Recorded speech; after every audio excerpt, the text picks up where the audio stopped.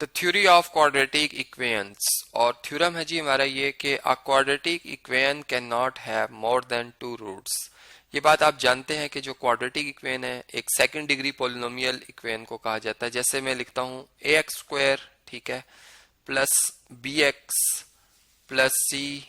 Is equal to zero. ये standard form है जी क्वाड्रेटिक इक्वेशन की इन वन वेरिएबल एक्स। और इसमें ये बात हमें पता है ऑलरेडी कि जो हमारे पास a है coefficient of x square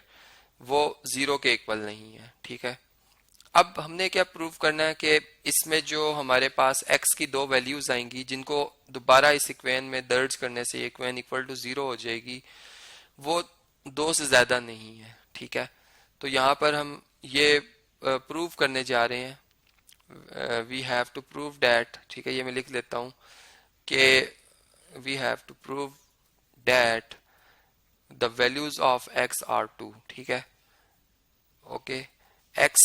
is equal to alpha और बीटा,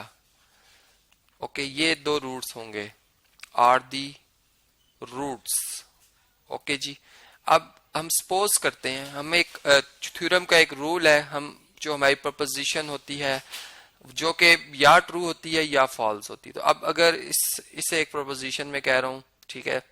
अब अगर इसको मैंने प्रूव करना है कि ये ट्रू है तो मैं इसके कंट्राडिक्शन मेथड पे इसको प्रूव करूंगा। मैं सपोज करूंगा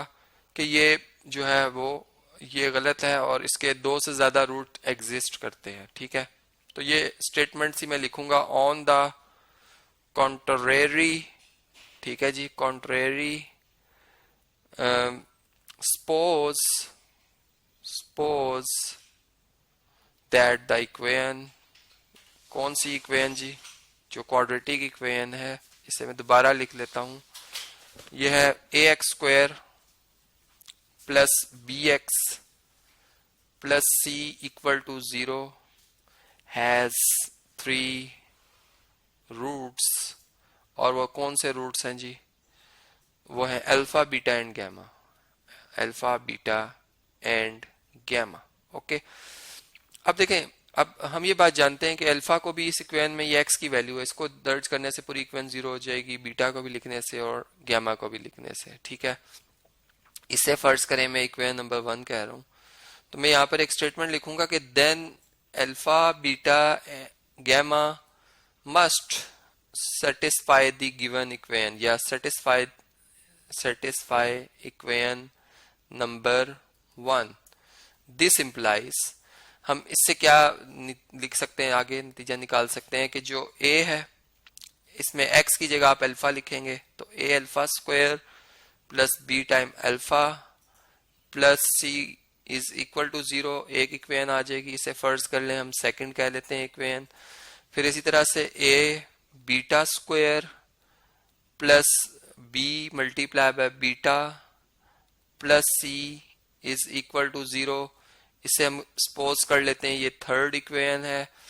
और गैमा भी पुट करेंगे हम, तो हमारे पास आ जाएगा जी यहाँ पर a multiply by gamma square plus b multiply by gamma plus c is equal to zero. यह आ जाएगी फोर्थ इक्वेशन, ठीक है। अब देखें, हमने ये बात ऑलरेडी समझ रखी है कि जब हमारे पास साइमल्टेनियस, बल्कि यहाँ पर अगर हम देखें, अगर हमारे पास 3 इक्वेशंस हो, ठीक है, और 3 अननोन है जैसे अल्फा बीटा और गैमा, तो हम उनको कैसे फाइंड कर सकते हैं, हम इक्वेटिंग कोफिशिएंट मेथड को अप्लाई कर लेंगे, ठीक है। मैं ऐसा से कर लेता हूँ कि इक्वेशन नंबर 3 में से मैं सब्ट्रैक्ट कर लेता हूँ इक्वेशन नंबर 2 को, ठीक है। तो मेरे पास क्या रिजल्ट आएगा, देखिए सबसे पहले मैं इक्वेशन नंबर 3 लिखूंगा। इक्वेशन नंबर 3 है a beta square plus b beta plus c is equal to zero, और जो मेरे पास इक्वेशन नंबर 2 है, अगर मैं इसको लिखता हूं तो मेरे पास वो क्या है जी, वो है a alpha square plus b beta plus c is equal to zero, और मैं इन्हें सब्ट्रैक्ट कर रहा हूं इसलिए मैं साइन तमाम टर्म्स के चेंज कर दूंगा, ऑपोजिट साइन हो जाएंगे। और देखें अब इसमें c कैंसिल हो रहा है, b टाइम बीटा और b टाइम बीटा ये कैंसिल हो रहा है, जबकि यहां से अगर आप a कॉमन लिखें तो बीटा स्क्वायर माइनस जो हमारे पास है जी, यहाँ पे अगर आप देखें,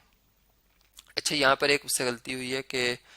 यहाँ पर अल्फा लिखना था, मैंने बी बीटा लिख दिया, ये कैंसिल नहीं हो सकते, ठीक है। ये बीटा मुझे रेस करना होगा यहाँ से, क्योंकि जो सेकंड इक्वेशन है उसमें हमने क्या लिखा हुआ है, बी अल्फा लिखा हुआ है, मैंने गलती से बी बीटा लिख दिया, तो यहाँ पे बी अल्फा है, इसे ये कैंसिल नहीं हो सकते, सी सी से कैंसिल होगा। अब यहाँ पे ए कॉमन ले लें तो आपके पास beta square minus alpha square आ रहा है, ठीक है जी, प्लस यहाँ से आप बी कॉमन ले लेंगे तो हमारे पास क्या आ जाएगा, बीटा माइनस अल्फा, और इक्वल टू किसके आ रहा है जी, जीरो के, ठीक है। अब देखें, हमने ये एक तो रिजल्ट लिख दिया, और इसके बाद चलें इसे मैं कह देता हूं कि ये मेरे पास इक्वेशन नंबर 5 है, ठीक है। अब मैं जो मेरे पास, बल्कि इसको अगर हम मजीद सिंप्लीफाई करें, अगर हम इसको सिंप्लीफाई करें तो हमारे पास इससे हम क्या नतीजा निकाल सकते हैं, हम ये देख सकते हैं कि ये लिखा हुआ है a into beta minus alpha beta plus alpha, ठीक है जी, जबकि यहाँ पर b multiply by beta minus alpha. अब देखें, अब तो दोनों टर्म्स में बीटा माइनस अल्फा ये कॉमन लिखा जा सकता है, ठीक है। तो इन दोनों टर्म में से हम बीटा माइनस अल्फा कॉमन ले लेते हैं, और फिर हमारे पास क्या रिजल्ट आएगा जी, बीटा माइनस अल्फा लिखने से, कॉमन लिखने से a multiply by beta plus alpha, और प्लस यहाँ से क्या रह जाएगा बी, ये किसके इक्वल आ रहा है जी, इक्वल टू जीरो आ रहा है। तो दो रियल नंबर्स का प्रोडक्ट जब जीरो के इक्वल हो तो उसमें इधर हम बात करते हैं कि पहला नंबर जो है जैसा बीटा माइनस अल्फा ये इक्वल टू जीरो होगा, और जो सेकंड है हमारे पास प्रोडक्ट में नंबर वो है a multiply by beta plus alpha, या अल्फा प्लस बीटा भी आप लिख सकते हैं, plus b equal to zero, ठीक है। तो अब यहां से अगर हम देखें तो बीटा और अल्फा तो इक्वल नहीं हो सकते, ठीक है। हम ये बात यहां से यूं कह सकते हैं कि but beta is not equal to alpha, तो इसका मतलब कि अगर बीटा अल्फा के इक्वल नहीं है तो फिर बीटा माइनस अल्फा जीरो के इक्वल नहीं हो सकता, ठीक है। देयरफॉर फिर एक ओनली वन पॉसिबिलिटी रह जाती है कि a multiply by alpha plus beta plus b ये हमारे पास इक्वल टू जीरो हो, तो इसे हम कह देते हैं कि ये इक्वेशन नंबर कौन सी आ गई है जी, 5 आ गई है, ठीक है। इसी तरह अगर हम, जैसे मैंने पहले मैंने सब्ट्रैक्ट किया था, अगर आप देखें तो 3, ठीक है, मतलब मैंने यहाँ पे अगर आप देखें सब्ट्रैक्ट किया था 3 में से 2 को, ठीक है। अब मैं ऐसा करता हूँ कि मैं 4 में से 2 को सब्ट्रैक्ट कर लेता हूँ, तो इन तीनों इक्वेशंस को मैं दोबारा सिलेक्ट करूंगा, ठीक है, और मतलब एक इक्वेशन को मैंने कॉमन रखा है 2 को, पहले भी देखें मैंने 2 को सब्ट्रैक्ट किया 3 में से, अब मैं क्या कर रहा हूँ 4 में से, इक्वेशन नंबर 4 में से 2 को सब्ट्रैक्ट करूंगा, तो यहाँ मैं लिख रहा हूँ कि इक्वेशन नंबर 4 में से हम माइनस कर रहे हैं इक्वेशन नंबर 2,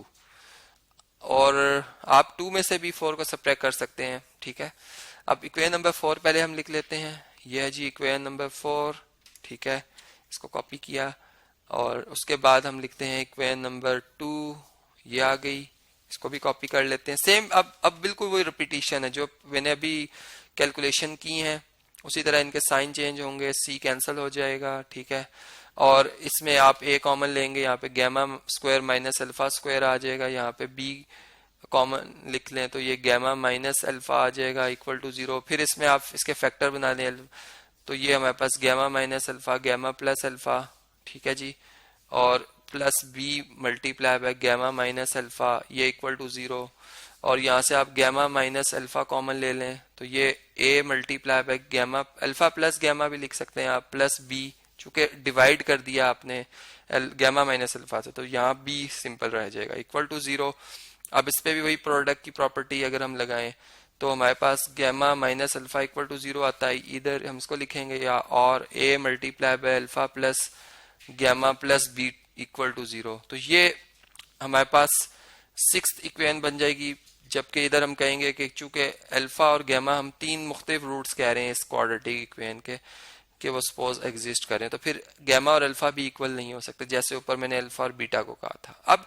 अब ये जो दो इक्वेशंस आई हैं 5 और 6, इन्हें मैं नेक्स्ट लेक्चर में, इस लेक्चर को मैं कंटिन्यू कर रहा हूँ टाइम की शॉर्टेज की वजह से, नेक्स्ट लेक्चर में मैं इनको कंप्लीट करूंगा और फिर हम अपने थ्योरम को प्रूव करेंगे।